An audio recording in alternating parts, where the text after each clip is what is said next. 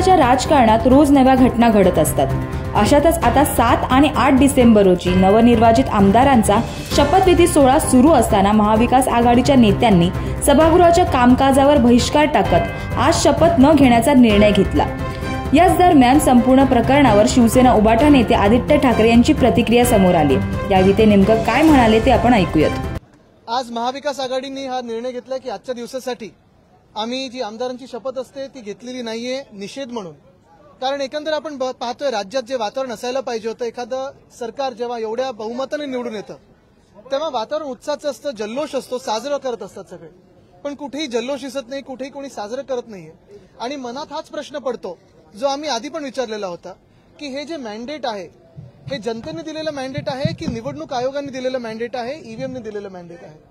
मध्यंतरीच्या काळात आपण पाहिलं असेल, काँग्रेस असेल किंवा आम्ही सगळेच असू, आम्ही वेगळ्या वेगळ्या माध्यमातून निवडणूक आयोगाकडे आमचे प्रश्न उपस्थित केलेले आहेत, जे जनतेच्या मनातले प्रश्न आहेत ते देखील उपस्थित केलेले आहेत। आणि आम्ही राजकीय पक्ष म्हणून जेव्हा असे प्रश्न उपस्थित करतो, तसंच मार्केटवाडी नावाचं जे गाव आहे तिथे देखील स्थानिक जनतेने मॉकपोल मागितला होता। मॉकपोलची पूर्ण तयारी झाली होती आणि हे सगळं निवडणुकीनंतर होतं, म्हणजे निकाल आले होते।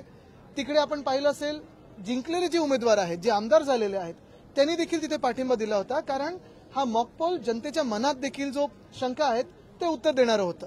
साधारणपणे बॅलेट पेपरवर किती कोण जिंकू शकतं आणि त्याच विरोधात ईव्हीएमवर कसं कोण जिंकू शकतं हे आम्ही अनेकदा दाखवलेलं आहे। मध्यंतरीच्या काळात आम्ही जे पोस्टल बॅलेट ह्याची मतं आणि ईव्हीएमची मतं ह्याच्यातली तफावत देखील दाखवली।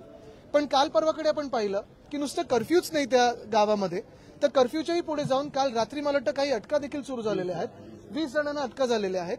आणि लोकशाही ज्या माध्यमातून आम्ही जिंकून आलो, बघा आम्ही सगळे जो आज निषेध करत आहोत, आम्ही काही हरलेले आमदार नाही आहोत, हरलेले उमेदवार नाही आहोत, आम्ही जिंकून आलो तरी देखील आमच्या मनात जी शंका ईव्हीएम बद्दल आहे, जी निवडणूक आयोगाबद्दल आहे, ही आज व्यक्त करत आहोत। आणि म्हणून आज आम्ही निषेध म्हणून शपथ घेत नाही आहोत।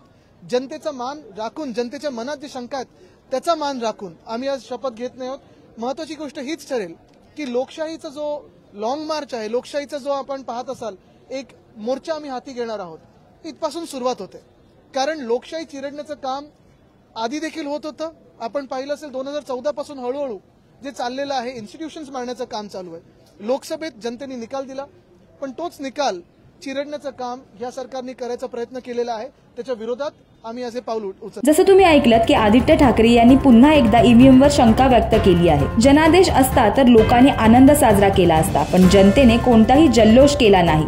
लोकांच्या मनात शंका असल्याने आम्ही शपथ घेणार नाही, असेही आदित्य ठाकरे यांनी म्हटले। महाराष्ट्र विधानसभेच्या 3 दिवसीय विशेष अधिवेशनाचा आज पहिलाच दिवस होता, पण विरोधकांनी केलेल्या आजच्या या विरोधानंतर येत्या दिवसात महाराष्ट्राच्या राजकारणात अजून कोणकोणत्या घडामोडी घडतील हे पाहणं आता महत्त्वाचं ठरणार आहे। महाविकास आघाडीच्या या भूमिकेबद्दल तुम्हाला काय वाटतं ते आम्हाला कमेंट करून नक्की कळवा आणि अशाच व्हिडिओसाठी पाहत रहा MB लाईव्ह मराठी।